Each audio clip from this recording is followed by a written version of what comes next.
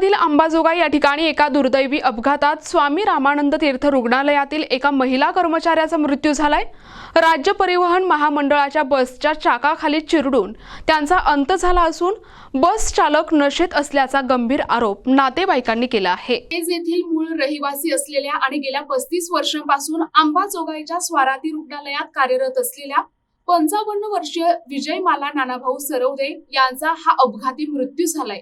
धारूर आगाराची धारूर परळी बस मोरेवाडी येथील पाण्याच्या टाकीजवळून जात असताना हा अपघात झाला।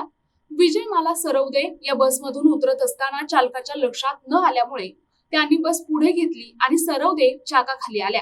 या अपघातात गंभीर जखमी झालेल्या विजयमाला यांना तात्काळ रुग्णालयात दाखल करण्यात आले, मात्र उपचारापूर्वीच त्यांचा मृत्यू झाला। या अपघाताला बस चालकाचा निष्काळजीपणा कारणीभूत असल्याचा आरोप नातेवाईकांनी केला आहे। त्यांच्या आकस्मिक निधनाने सरवदे कुटुंबियावर दुःखाचा डोंगर कोसळला आहे। या अपघाताला जबाबदार असलेल्या चालकावर कठोर कारवाई करण्याची मागणी नातेवाईकांनी केली आहे। पोलिसांनी या घटनेची नोंद घेतली असून पुढील तपास सुरू आहे। आज सकाळीच एसटी अपघातामध्ये महिलेचा मृत्यू झालेला आहे। या महिला ही कुठून अंबाजोगाईला येत होत्या आणि या ठिकाणी येऊन ते कोणता जॉब करत होत्या?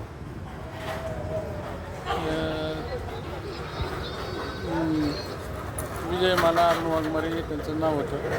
त्यात गेली 35 वर्षापासून ते जिथं स्वामी विवेकानंद रुग्णालयात सेविका म्हणून काम करत होतात आणि ते तेजून अपडाऊन करत असताना ड्रायव्हरच्या हलगर्जीपणामुळे त्यांना पुढं चाकाखाली मृत्यू झाला त्यांनी।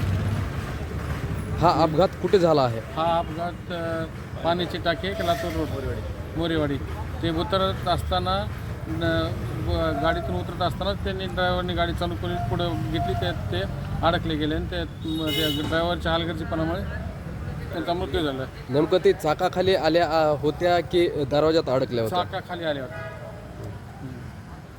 आणि ड्रायव्हर हा फारच हलगर्जीपणामुळे त्यांचा मृत्यू झालेला आहे।